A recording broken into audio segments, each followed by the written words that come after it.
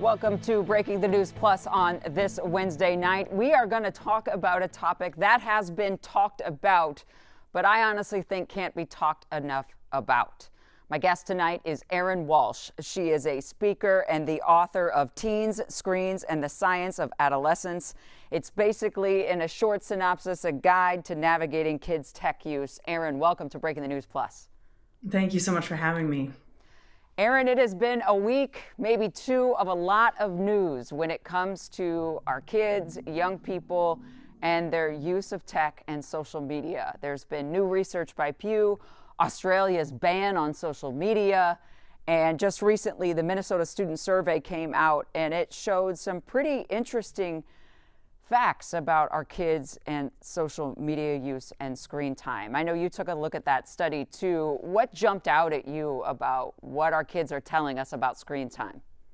Yeah, the Minnesota Student Survey is really this compelling picture. On one hand, we see overwhelmingly that Minnesota's young people are doing better in a lot of spaces, whether we're talking about physical health and mental health and school safety. We see a lot of trend lines moving in the right direction. But for the very first time, questions on that survey were directly related to young people's media use and their thoughts around that. And so a couple things that stand out is we do see that, of course, our Minnesota students are using a lot of media. They're using a lot of social media. And that, 4 out of 10 of those students feel like maybe they use social media too much or use their screens too much, or it might be interfering with some of the other things that they need to be doing in their lives. But also, I think we got to talk about sleep. So we did see that come out in the data as well. And sleep is so vital that getting a data point on that and how screens might be interfering with students' sleep is really important for us to pay attention to. Yeah, the fact jumps out. In that student survey, folks, it said more than half of high school students in the Minnesota Student Survey reported using technology between midnight and 5 a.m. on a school night at least once a week, and 1 in 5 reported using technology during those same hours, midnight to 5 a.m., every single school night. And that matters. Can you tell us why? Yeah, when we're looking at the relationship between student screen use and their mental health or well-being outcomes, it's actually quite complicated. It depends on who the young person is, what they're accessing, what the purpose is.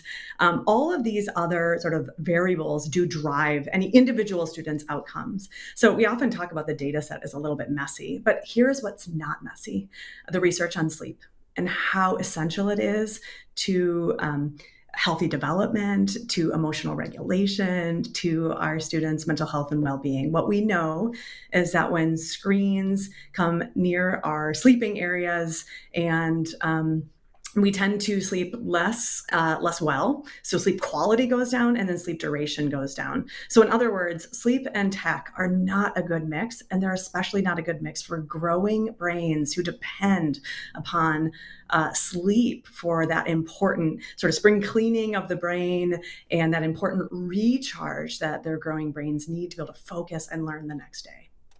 And to me, Erin, and please correct me if this is an assumption that is incorrect, but if a young person is checking social media or going online between midnight and 5 a.m., that to me signals somewhat of an addiction. It says, I'm going to check this space to see the latest at a time when the majority of humans are asleep. And when you check something, it's not like you're in that nice sleep state, you look, and then you go right back to it. Right. It's like, right. It's disruptive. Yeah. Yeah, the reality is that screens are designed, most popular platforms that young people are using are designed to grab and hold their attention. So that means that there are a lot of incentives to keep checking, to keep scrolling, to keep connecting. And there's all kinds of design features that make logging off or sleeping through the night and resisting the pull of my device really difficult. And so, unfortunately, the most popular platforms aren't built to support adolescent mental health and well-being, they're sort of built to grab and hold their attention. So that can make, for some young people, that can make it very difficult for them to take breaks, whether it's during the day or whether it's overnight. And as you noted, what we're engaging with when we're looking at our devices is not a sort of soothing, most likely not a soothing video, right? It's either something that might ignite some anxiety about what's happening the next day or what's happening in the world or what's happening socially. So certainly paying attention to the not just the content that they're accessing, but the timing of their media use is essential. It's what was striking to me too, Erin, is that this question was asked on the Minnesota Student Survey. And for our viewers, that's a survey taken every 3 years of our high school students in the entire state of Minnesota. Not every kid takes it, some opt out, but it's a pretty sizable demographic that takes the survey anonymously, and they answer these questions.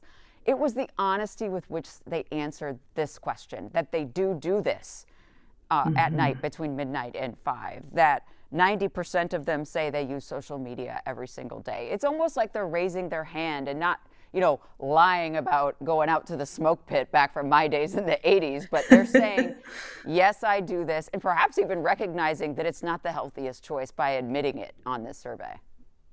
Yeah, I appreciate that you're bringing that up because in many ways, Minnesota students are leading the way. This old idea that adults are trying to wrestle phones out of kids' hands and they're sort of thoughtlessly clinging to them, I think is actually an outdated model. When you actually sit down with a group of students, they are willing to share the mixed experiences that they're having online. That yes, they're using these spaces to connect, they're using them to create and participate in conversations that matter to them, and they are struggling. They're struggling to keep it in balance with the other things that matter to them. They're struggling with the content and the kinds of unwanted interactions they might be having online.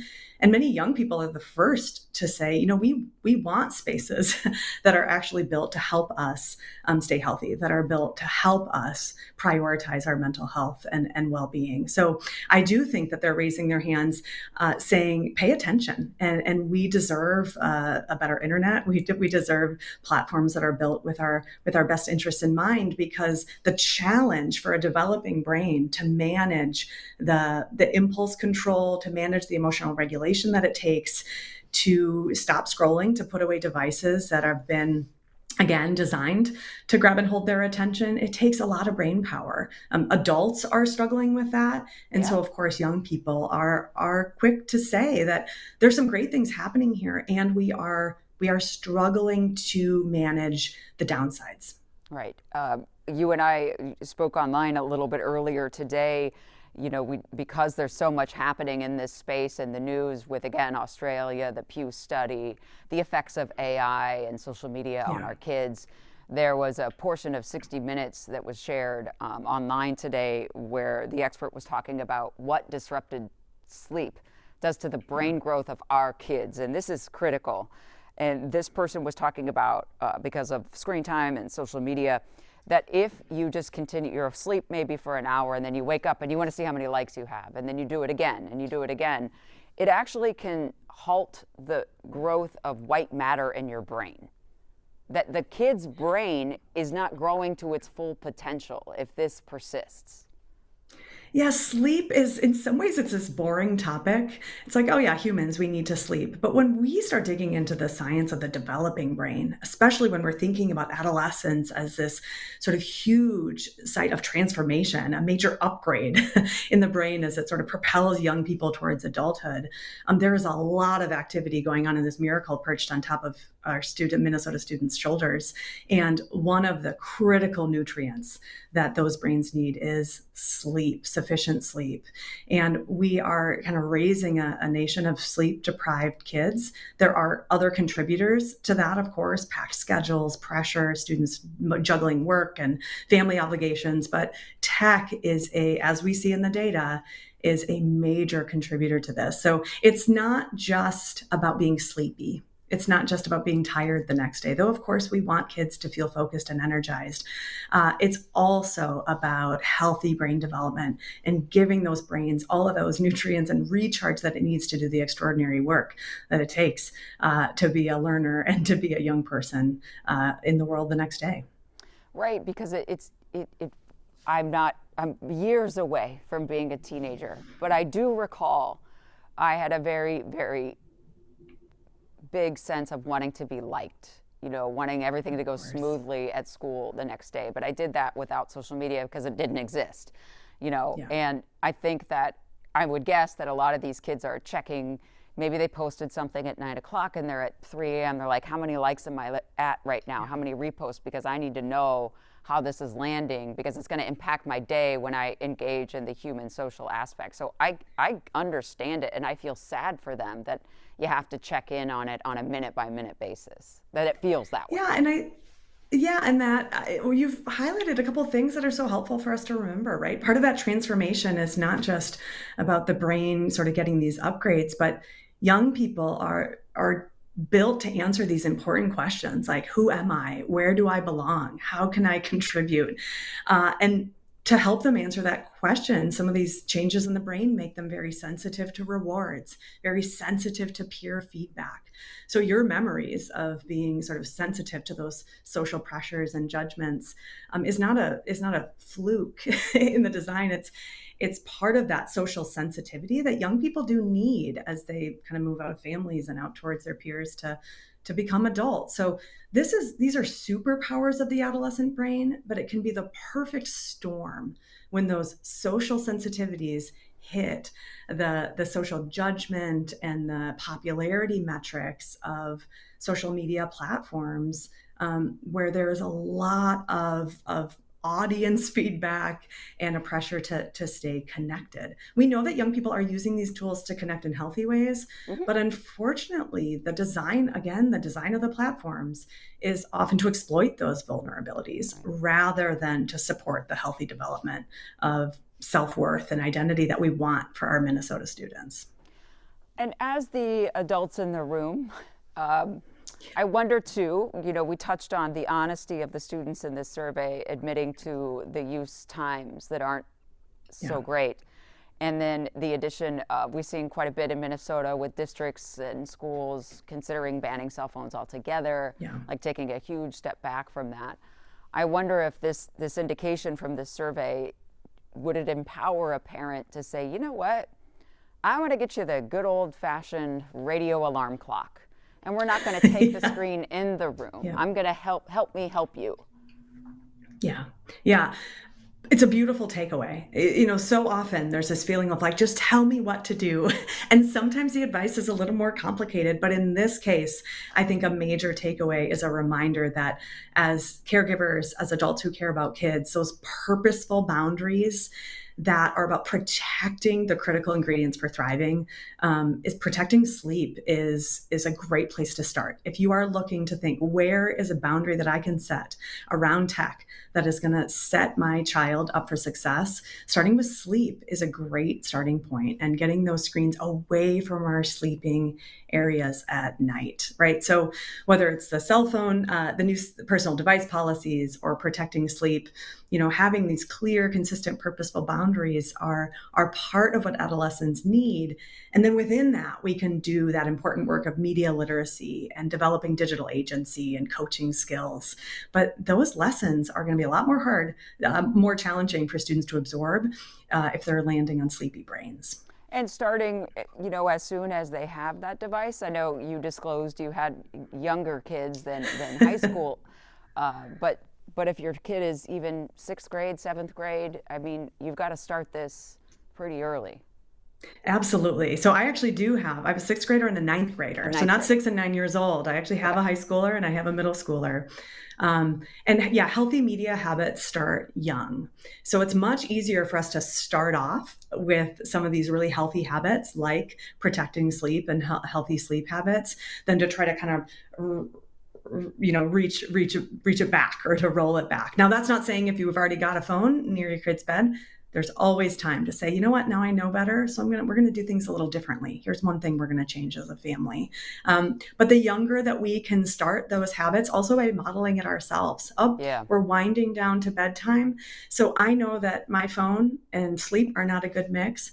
So I'm going to put that away so I can get my body and my brain ready to sleep, right? So we can do that with our very youngest children. That modeling and building those habits actually sets us up for that transition into adolescence where they're more likely to push against those limits. If we've already had years of practicing them, that can go a lot more smoothly. Yeah, it's a perfect point to end on. I even though my son is only 4, I can't in good conscience, say, no, no, no, you have to stop at this point, and then be sitting there on my phone checking my email. Reminds me of when I was a kid and my parents would turn off the television set back when those were a thing. Kids couldn't watch TV, I think, past 7 when I was a kid, and they would go to their bedroom and turn theirs on. I'm like, You're like, wait a minute. that? And I got the because I said so. Come on. Yeah, it turns out that often there's so much talk about teens and screens and kids and screens. And I think we're all trying to figure out, what does it mean to live healthy, connected lives in a world dominated by screens? And oftentimes our own ability to reflect on how we're showing up and what we're modeling, not in terms of shame and blame, but just what matters most and how can I sort of model those healthy habits for my kids. Erin Walsh, it's been a pleasure. Thank you for talking to us about this tonight on Breaking the News Plus. Thanks for having me. We'll talk to you again soon. That's all for us on Breaking the News Plus on this Wednesday night. Take care.